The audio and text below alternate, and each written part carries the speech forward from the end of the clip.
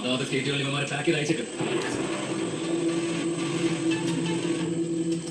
ഈ ബിൽഡിംഗ് ആരുടെ പേരില്ല.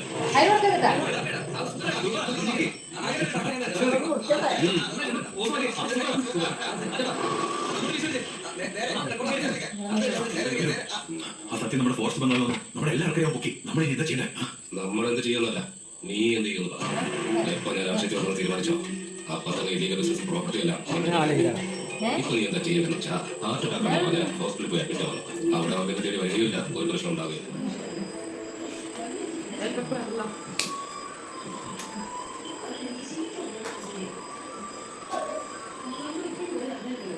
Yes.